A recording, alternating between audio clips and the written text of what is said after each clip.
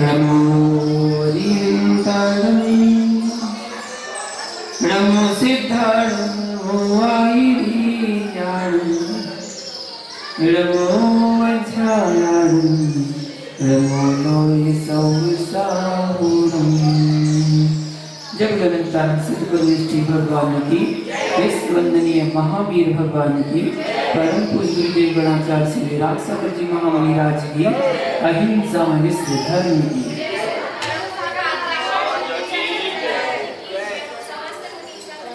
महानुभाव, कल की जिज्ञासा मन में जाना था, असैमी लोगों की फोटो मंदिरों में नहीं लगाई जाती है, इसके बारे में कल जाना था।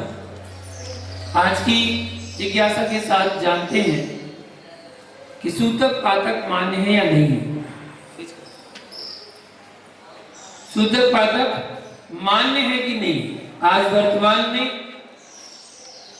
कई जगह कई त्यागी वृत्ति, कई साधुजन, कई विद्वान कहते सूतक पातक नहीं होता, तो उसके बारे में यहाँ पर प्रमाण मिलता है कि सूतक पातक मान्य है कि नहीं। जिज्ञासा का समाधान करते हैं। सूतक पातक मान्य है। विस्तृत जानकारी हेतु निम्नलिखित ग्रंथ में द्रष्टव्य है। एक ग्रंथ नहीं, कई ग्रंथों के प्रमाण मिलते हैं। सूतक पातक मान्य है जिसकी मृतक सूतक वह है, वह मुनियों को आहार नहीं दे सकता। मूलाचार पिंड शुद्धि अधिकार में दायक के दोषों का कथन करते हुए कहा भी गया है, मृतकम सूतकेन संसानी परिचित्यागतो यासा मृतका इत्युच्यते। मतलब जो मृतक को संसान में जलाकर आया है, ऐसा मृतक सूतक वाला आहार दान देने योग्य नहीं है। सूतक करी जो अपवित्र है, यदि ऐसा मनुष्य आहार दान करे है तो कुमनुष्य विषय उपजे है। मतलब कुमानुष कुभोग गति में, कुभोग भूमि में जाता है और कुमानुष बनता है। ऐसा नैमिचंद्र सिद्धांत चक्रवर्ती ने त्रिलोक सार ग्रंथ में कहा है। इसके प्रमाण जो है कई ग्रंथों में मिलते हैं। सूतक पातक मान्य है। प्राच्य संग्रह तथा त्रिवर्णी चार पृष्ठ नंबर 245 में दिया, 246, 275 तथा पृष्ठ 366 से 385 तक इसका प्रमाण है।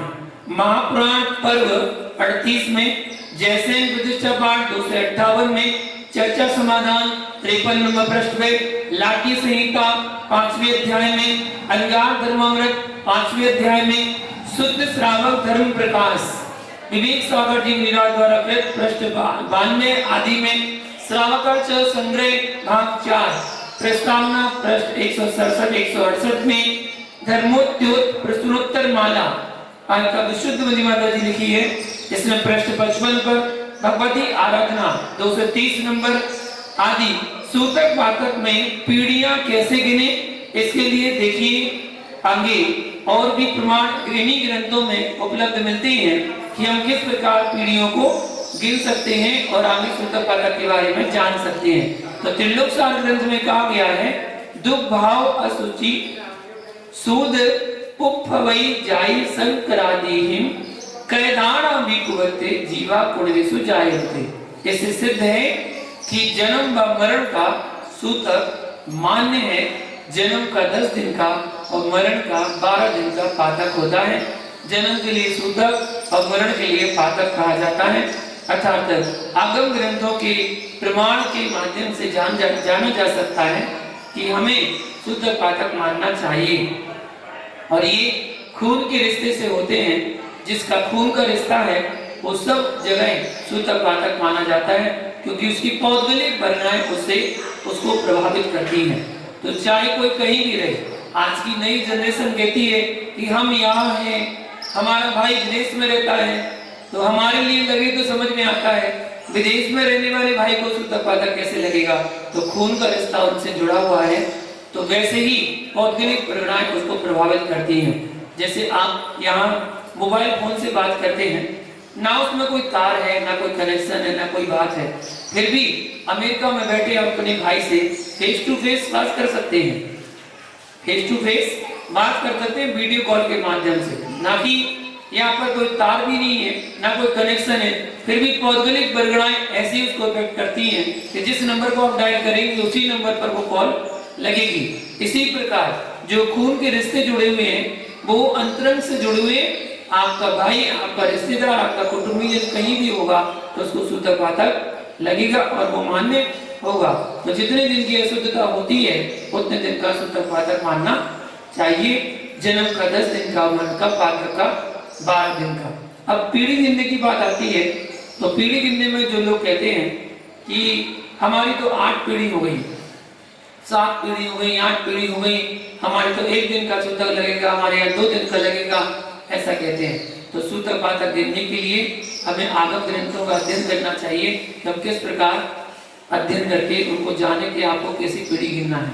एक प्रमाण मिलता है कि जहाँ से पीढ़ी फूटती है, मतलब 2 भाग होते हैं, वहां से पीढ़ी को गिना जाता है।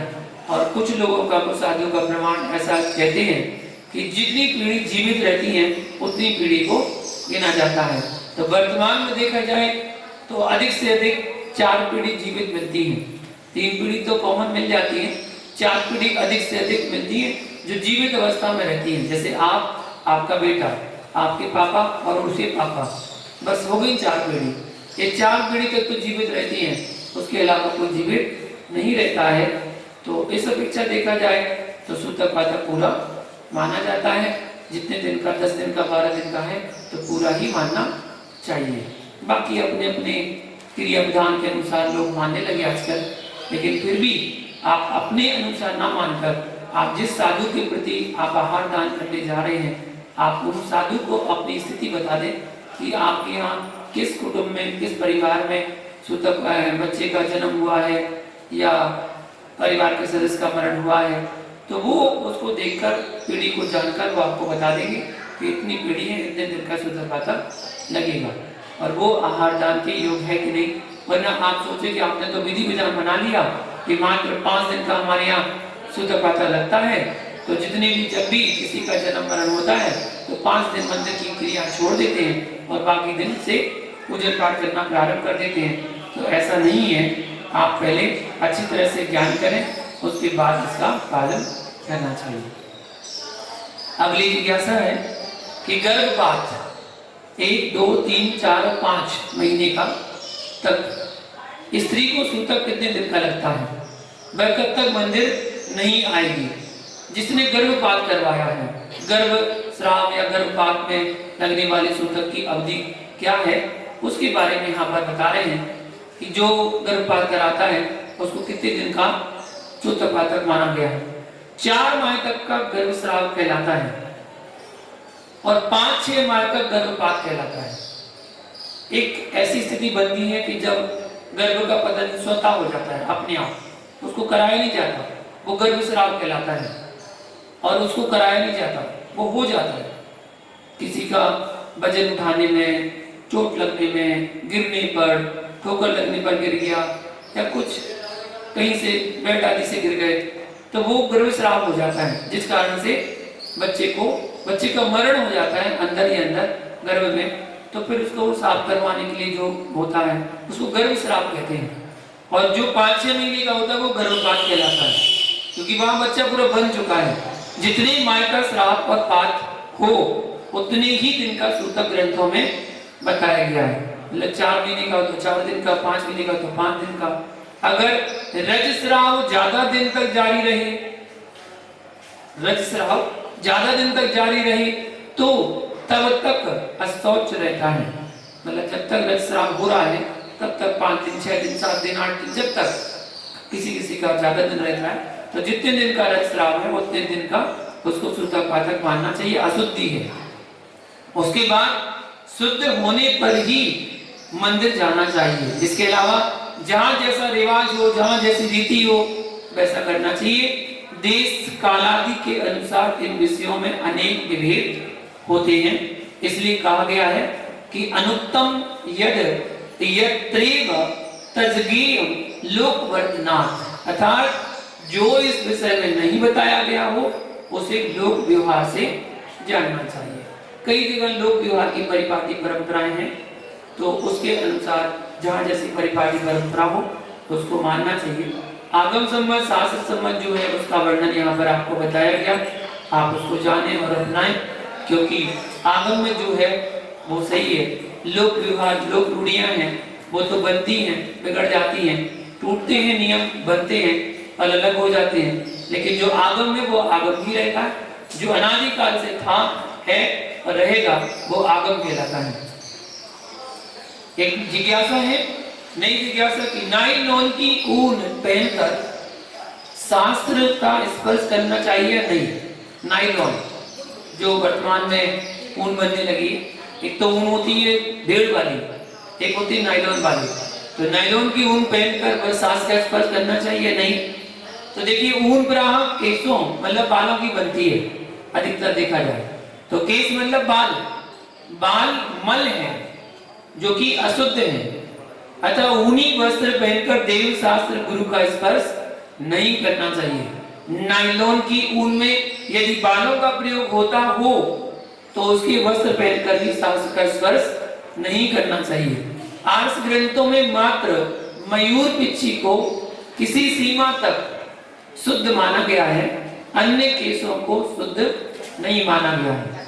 केस तो पिच्छी भी है, जो मयूर पंख की पिच्छी मुनिराज त्यागीवृत्ति हारिका चुलिका जो भी है वो रखते हैं संयम की रक्षा के लिए, तो वो भी मयूर के बाल ही हैं, लेकिन किसी अपेक्षाकृत उसको शुद्ध माना गया है क्योंकि उससे संयम की रक्षा होती है, जीवों की रक्षा होती है।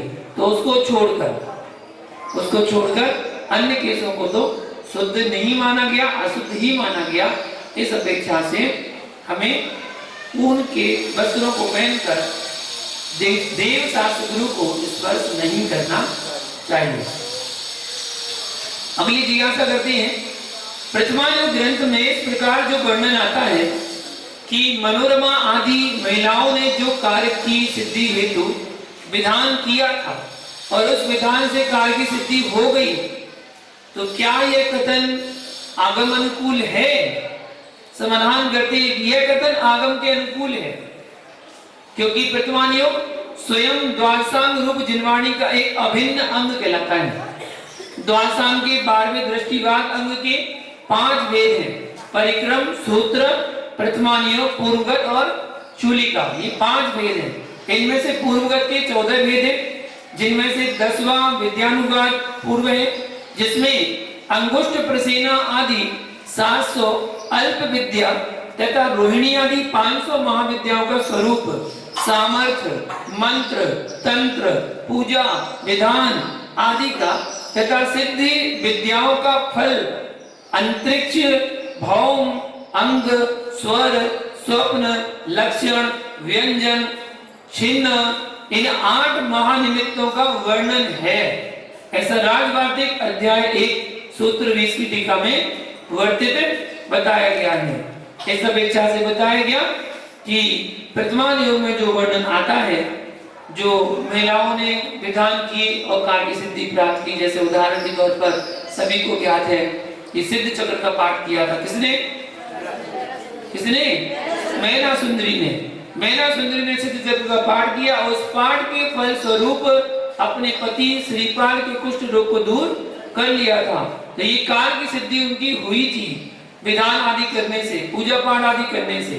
तो उसमें जो आगम कथन है बिल्कुल सही है, उसको मान्य माना गया है।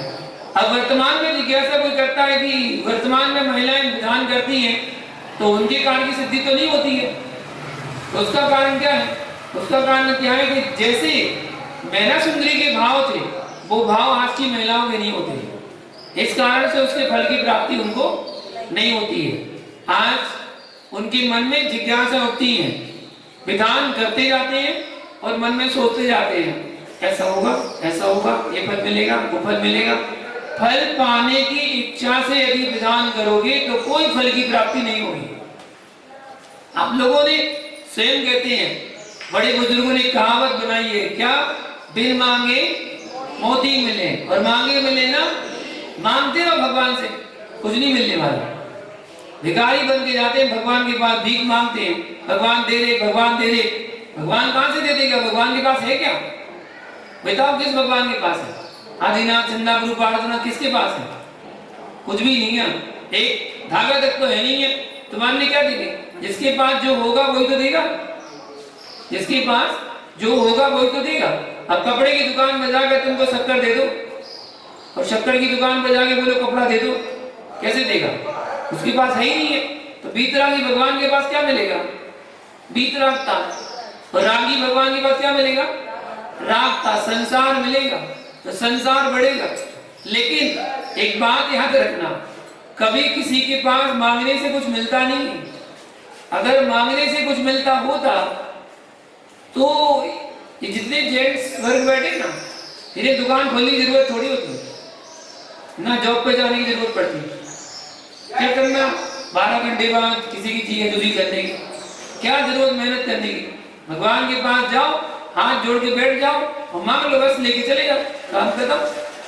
अगर मांगने से कुछ मिलता तो दुनिया में कोई किसी को कुछ नहीं दे सकता, ना कोई किसी से कुछ दे सकता है और ना कोई किसी को कुछ दे सकता है। देने लेने वाला कौन? हमारे कर्म। हमारे जैसे कर्म है, उन्हीं कर्मों का फल मिलता है।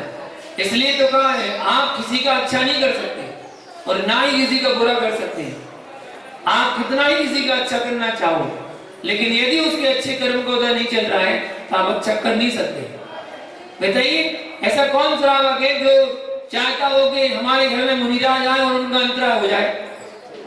है कोई श्रावक जो ऐसा चाहता हो, मन में भावना आता हो कि हमारे यहाँ मुनिराज आए और अंतराय हो जाए? नहीं आते ना, अच्छी भावना आते हो, फिर भी अंतराय हो जाता है। क्यों? आप तो मुनिराज को अच्छा करना चाह रहे थे ना, 24 घंटे की साधना में सहायक बनना चाह रहे थे ना, फिर भी सहायक नहीं बन पाए। अच्छा करना चाह रहे थे फिर भी अच्छा नहीं कर पाए। क्यों? उनका अंतराय कर्म का उदय आया, इस कारण से अंतराय हो गया। आपने क्या कर लिया? उनके कर्म को काट पाए क्या? उनके कर्म को आप अलग कर पाए क्या? नहीं, उनका तो उदय आएगा, श्रावक का भी आएगा। उस समय उनका कर्म का उदय तीव्र है। श्रावक का दान अंतरा कर्म का उदय आया और साधु का लाभ अंतरा कर्म का उदय आया। तो साधु लाभ नहीं ले पाया और श्रावक दान नहीं कर पाया। तो दोनों अंतराय कर्म के उदय से ये विघ्न बाधा उत्पन्न होती है। तो हर जगह कर्म ही सिद्धांत है, जैनागम कर्म सिद्धांत कहता है। इसलिए पुरुषार्थ करे जाओ, फल की चिंता मत करो। फल तो जो मिलेगा सो मिल जाएगा। आप तो पुरुषार्थ करे जाओ, उसका फल मिलेगा। मांगने की जरूरत नहीं है, मांगने से पुण्य क्षीण होता है। हम अगर भगवान के सामने आकर मांगते हैं तो हमारा पुण्य क्षीण होता है। कैसे? एक दृष्टांत देकर बता रहा हूं। एक सेठ जी थे, सेठ जी की कपड़े की दुकान थी। कपड़े की दुकान में कपड़े बेचते थे, लेकिन दुकान अच्छी नहीं चलती थी उनकी। एक दिन एक नौकर आया, एक लड़का आया जो उनके नौकरी करने के लिए आया। कहता सेठ जी मुझे नौकरी दे दो, मुझे पैसे की बहुत जरूरत है। बोले अच्छा काम कर लेगा? बोले हाँ। उस नौकर का बड़ा तीव्र पुण्य कर्म का उदय आया। वो सेठ जी की दुकान पर जैसे गया, सेठ जी की दुकान अच्छी चलने लगी और एक दिन, 2 दिन, 4 दिन, 15 दिन बहुत अच्छी दुकान चली। धीरे धीरे 1 महीना पूरा हो गया। 1 महीने तक दुकान उसकी बहुत अच्छी चली। जब महीना पूरा हो गया तो अब महीने के आखिरी दिन, जिस दिन उसकी सैलरी मिली थी, तो यहाँ पर लड़का अपने घर में तैयार हो रहा है और तैयार होकर विचार करता है आज तो पूरा 1 महीना हो गया सेठ जी के यहाँ काम करते हुए, आज तो सैलरी का दिन है और आज मुझे सैलरी लेनी है। और आज मैं सेठ जी से कहूंगा सेठ जी मैंने बहुत मेहनत की है, पूरी मेहनत 1 महीने की मेहनत है और मैं कम से कम 8,000 रुपए से कम नहीं लूंगा महीने के। तो यहाँ पर सेठ जी अपने घर पर तैयार हो रहे हैं और तैयार होकर दुकान खोलने जा रहे हैं। बोले आज 1 महीना हो गया और जब से वो लड़का आया तब से हमारी दुकान बहुत अच्छी चल रही है, बहुत अच्छा मुनाफा हुआ, बहुत अच्छी सैलरी हुई है। तो आप एक काम करेंगे, आज उसका महीना हो रहा है तो उसको कम से कम देखो उसके हिस्से का इतना तो बनता है, कम से 10,000 रुपए तो उसको देंगे महीने के। सेठ जी ने अपने मन में विचार कर लिया, पहुंच गए दुकान पर, दुकान खोली, चली। शाम को जब बंद करने का समय आया, सेठ जी कुछ बोल पाते, इतने में लड़का बोल पड़ा। क्या कहता है लड़का? लड़का कहता है सेठ जी आज हमारा महीना पूरा हो गया है और देखो मैंने बहुत मेहनत की है और इतनी मेहनत की है, कम से कम उसका फल तो मिलना चाहिए और देखो 8,000 से कम मत देना। सेठ जी ने क्या किया? लो मुंह मांगे लो, तुमने 8,000 मांगे, लो मुंह मांगे लो। तो मांगने से क्या हो गया उस लड़के के? 2,000 कम मिल गए, वरना मिलने कितने थे? ऐसे ही तो आपके साथ होता है। आपको मिलना तो बहुत कुछ होता है, लेकिन भगवान के पास जाके हाथ फैला लेते, दे दो भगवान, दे दो भगवान, ले तुझे मिलना तो बहुत सारा था, लेकिन मांग लिया थोड़ा सा, तो थोड़े में काम चले गया। इसलिए मांगो ही काहे के लिए? मांगो मत, सब कुछ मिलेगा। भगवान के पास जाके निस्वार्थ भावना से भक्ति करो, जैसे उसमें मैंने सुंदरी ने की, मनोगति ने। आप लोग विधान तो सब करते हैं, कौन है जो विधान नहीं करता? सब करते हैं, लेकिन आकांक्षाओं के साथ। आकांक्षा नहीं भी होती है तो भाव नहीं लगते हैं। थोड़ा सा पंडित जी ने लेट कर दिया, अरे पंडित जी जल्दी जल्दी कर दो, पंडित जी लेट हो रहे, ऐसे कहते हैं ना, पंडित जी जल्दी जल्दी कर दो, ज्यादा हो तो काम करो, छंद मत पढ़ो, मंत्र मंत्र पढ़ दो। क्या भाव लग रहा है आपके? एक विधान कर रहे हैं, बस कर दो, जल्दी जल्दी निपटा दो, बस खत्म करो, विसर्जन तक पहुंच जाओ जल्दी और विसर्जन कर दो। नहीं, करो भाव से करो, अच्छा करो। मैं अक्सर कहता हूँ पूजा करो, एक पूजा करो, बड़े भाव से करो। एक पूजा में सारी पूजा समाहित हो गई। जहाँ पहली पूजा आपने देव शास्त्र गुरु पूजा की, उसमें सारी पूजा समाहित हो गई। देव में रन सिद्ध आ गए, शास्त्र में द्वादश जिनवाणी आ गई और गुरु में आचार्य उपाध्याय साधु आ गए। कौन बचा? कोई बाकी रहा? कोई बाकी नहीं रहा, सब की पूजा हो गई। और अगर भाव लग रहा है, आपका मन लग रहा है तो 2 पूजा कर लो, और मन लग रहा 3 कर लो, और मन लग रहा 4 कर लो, लेकिन जब तक मन लगे तभी तक करना, क्योंकि जैन धर्म जबरदस्ती का धर्म नहीं है, जबरदस्त है ना। इसलिए अच्छे भावों से पूजा पाठ करो। अगली जिज्ञासा बताते हैं कि रोट तीज व्रत का क्या विधान है, जो वर्तमान में राजस्थान तरफ चलती है, एमपी तरफ भी चलती है, 10 लक्षण के पहले जो आती है रोट तीज। वहां पर कुछ और परिपाटी परंपराएं हैं राजस्थान में। जब मैं वहां पर गया तो वहां मैंने देखा रोट बनाया जाता है, वो मंदिर में भगवान के लिए चढ़ाया जाता है। रोट भगवान के लिए चढ़ाया जाता है और बढ़िया काय के साथ, किधर घी बूरा के साथ, घी बूरा और रोट भगवान को चढ़ाया जाता है, समर्पित किया जाता है। तो ऐसी परंपरा है। तो रोट तीज का क्या विधान है? तो यहाँ बताते हैं, समाधान करते हैं कि भादव सुदी तीज को उपवास करके 24 तीर्थंकरों के 72 कोठे का मंडल मांडकर 3 24 पूजा विधान करें और तीनों काल मतलब 108 जाप ओम ह्रीम भूत वर्तमान भविष्यत काल संबंधी चतुर्विंशति तीर्थंकरभ्यो नमः, इस मंत्र को जपें। रात्रि का जाप करके भजन व धर्म ध्यान में काल बितावे। इस प्रकार 3 वर्ष तक यह व्रत कर पीछे उद्यापन करें। उद्यापन करने के समय 3 24 का मंडल मांडकर बड़ा विधान पूजन करें और प्रत्येक प्रकार के उपकरण 3 श्री जी मंदिर जी में भेंट करें। चतुर्वेशन को 4 प्रकार का दान देवे, शास्त्र लिखकर बांटे, लिखवा कर बांटे। यह रोट तीज व्रत का विधान है। इसको त्रिलोक तीज व्रत भी कहते हैं। वैसा विधान व्रत विधान संग्रह 106 नंबर में द्रष्टव्य बताया गया है।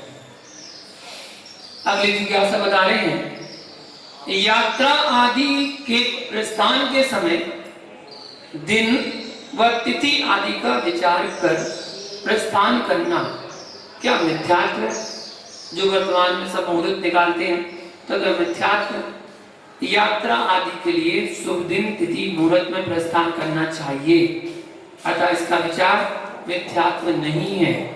सग्रंथ को गुरु मानना, रागी दृष्टि या संयमी के द्वारा बनाई गई पुस्तकों को जिनमें एकांत का पोषण हो, धर्म शास्त्र मानकर स्वाध्याय करना, दया में धर्म ना मानना, यह सब तो मिथ्यात्व है, किंतु मुहूर्त विचार मिथ्यात्व नहीं है, उसको मिथ्यात्व नहीं कहा जा सकता है, इस बात को जाने। अब एक जिज्ञासा है यज्ञोपवीत संबंधी, उसको जाने। क्या जैन बंधु के लिए यज्ञोपवीत धारण करना अनिवार्य है? यज्ञोपवीत मतलब होता है जनेऊ, धारण करना अनिवार्य है?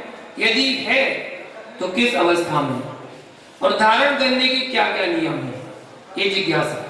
समाधान जानिए। श्री महापुराण पर्व 30 श्लोक नंबर 104 से 122 में यज्ञोपवीत के संबंध में लिखा है, गर्भ से 8वें वर्ष में बालक की उपनीत मतलब यज्ञोपवीत धारण क्रिया होती है, जिसको संस्कार कहा जाता है। इस क्रिया में केशों का मुंडन, व्रत बंधन तथा मौंजी बंधन की क्रिया की जाती है। प्रथम ही जिनालय में जाकर बालक जिनेंद्र देव की पूजा करता है, फिर उस बालक को व्रत देकर उसका मौंजी बंधन किया जाता है, अर्थात उसकी कमर में मंजू की रस्सी बांधी जाती है। उस बालक की चोटी रखनी चाहिए, सफेद धोती दुपट्टा पहनना चाहिए। वह बालक व्रत के चिन्ह स्वरूप यज्ञोपवीत धारण करता है। उस समय वह ब्रह्मचारी कहलाता है। विद्या अध्ययन के पश्चात वह साधारण व्रतों का तो पालन करता है, परंतु अध्ययन के समय जो विशेष व्रत ले रखे थे उनका परित्याग कर देता है। उसकी मध्य मास मधु, 5 उदंबर फलों का तथा हिंसा आदि 5 स्थूल पापों का त्याग जीवन पर्यंत के लिए रहता है। ये उसके नियम होते, विधान होते हैं। इसलिए यज्ञोपवीत एक जैनागम की परंपरा है, जिसको हर श्रावक को धारण करना चाहिए। वर्तमान में आज वो परंपरा अलग हो गई है। अन्य मत में ब्राह्मण आदि पहनते हैं, और आज जैन श्रावक को अगर पहनने के लिए बोलो तो वो कहते हैं हम क्या ब्राह्मण हैं, ऐसा बोलते हैं। जबकि ये जैन कुल की परंपरा है कि जब श्रावक 8 वर्ष का होता है बालक, तो उसके लिए यज्ञोपवीत संस्कार, उपनयन संस्कार आदि किए जाते हैं, जिससे वह संस्कारित होता है और ये पहचान होती है कि ये श्रावक बन गया और अब ये जिनेंद्र भगवान का अभिषेक कर सकता है, दिगंबर मुनिराजों को आहार दान कर सकता है, और इतनी योग्यता उसके अंदर आ जाती है कि वो दिगंबर मुनि दीक्षा भी धारण कर सकता है। कितने वर्ष में? 8 वर्ष की उम्र में दिगंबर मुनि बन सकता है। वर्तमान में पंचम काल में भी एक मुनि ऐसे हुए जिन्होंने 8 वर्ष की उम्र में मुनि दीक्षा को अंगीकार किया। पता क्या? कौन से थे? जिनसेन स्वामी, जिनसेन आचार्य हुए, जिन्होंने 8 वर्ष की उम्र में मुनि दीक्षा को धारण कर लिया था, और उन्होंने तपस्या आदि की, शास्त्र आदि रचे। ऐसे हमारे जिनसेन मुनिराज हुए पंचम काल में। तो जो लोग 15 साल 16 साल में दीक्षा लेते हैं, तो उनको लोग रोकने टोकने चले जाते हैं। अरे ये क्या उम्र है दीक्षा लेने की, अभी तो बच्चे हो, खेलने खालने के दिन है। ऐसे लोग उसको बहलाते फुसलाते हैं कि क्या करोगे अभी से दीक्षा लेके। 18 साल 20 साल की उम्र में कहते अरे बहुत छोटा है, बहुत छोटा है, इतने छोटे में दीक्षा ले ली।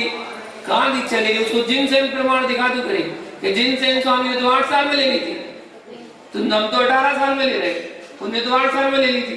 तो छोटी उम्र नहीं होती है। दीक्षा लेने की उम्र जो है वो 20 साल से 25 साल की उम्र है।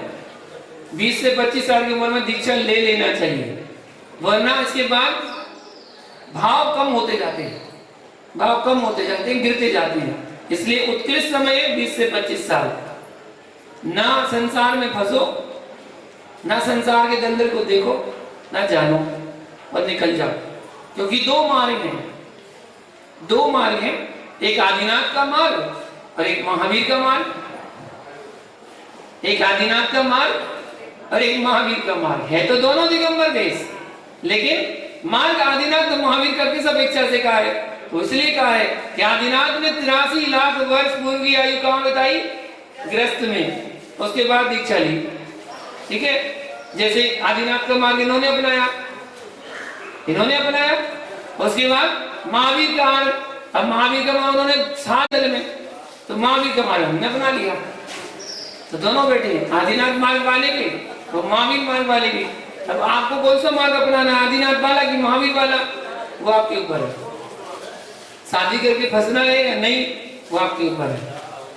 जिन ने शादी कर ली है उनसे पूछो सुखी है दुखी है, अंदर ही अंदर रोते बेचारे, काश नहीं करी होती तो अच्छा है। अब जो नहीं करते हैं वो भी रोते हैं, काश कर ले जल्दी से। वो कहा आप ही लोग बोलते हैं शादी का लड्डू जो खाए वो पछताए और जो ना खाए वो पछताए। इसलिए पछताओ मत, दीक्षा की उम्र है, दीक्षा लेने के भाव हैं, आगे बढ़कर दीक्षा ले लेना चाहिए और अपने संयम का पालन स्वयं को करना है। दूसरा आपके संयम का पालन करने नहीं आएगा। आपका पुण्य है, ध्यान देना, आपका पुण्य है तो जंगल में भी आपको हार देने वाले मिल जाएंगे, और यदि आपका पुण्य नहीं है तो सेनाओं में भी विधि मिलने के बाद भी हार नहीं मिलेगा। विधि मिल गई, चौके में पहुंच गए, अंजलि खोली और पहला गिलास दिया, अंतराया गया, बैठ जाओ बेटा। पुण्य नहीं था ना, तो पुण्य होगा तो भैया चंद्रगुप्त जैसे मुनिराज गुरु के राग में संलिग्ना समाधि के लिए चंद्रगिरी पर्वत पर रुके और देवों ने आकर उनको हार करा दिया। क्या था उनका? पुण्य था, पुण्य था। देवों ने नगरी बसा दी, पूरी नगरी बसाकर हार करा दिया उनका, ये उनका पुण्य था। तो ये मत सोचो कि अब क्या हो गया, अब चौका कौन लगाएगा, बिहार कौन करवाएगा, आज का समय ऐसा नहीं है, अब बिहार कैसे होगा, आहार कौन कराएगा, उसने ऐसा कह दिया, उसने वैसा कह दिया, अब उन साधु के साथ ऐसा हो गया, उन साधु के साथ वैसा हो गया। आज के समय में बताओ दीक्षा लेना बेकार है, आज के समय तो ब्रह्मचारी बन गए, वही बड़ी बड़ी बात है, या घर में रहो, शादी कराओ, घर में रहो। ऐसी भावना, ऐसे भाव अगर मन में आ रहे हैं तो सबसे बड़ी बात पुण्य पाप पर विचार कर लेना कि हमारा पुण्य होगा तो जंगल में भी मंगल कर देंगे, और अगर पुण्य नहीं होगा तो शहर में भी रूखे सूखे बैठे रहोगे। तो अपने पुण्य को जागृत करें और संयम के मार्ग को अपनाने का प्रयास करें, कोशिश करें, और आगे की जिज्ञासा यज्ञोपवीत आगम अनुकूल है, इसके बारे में कल जानेंगे। आज के लिए इतना ही। जय बोलो पारसनाथ भगवान की।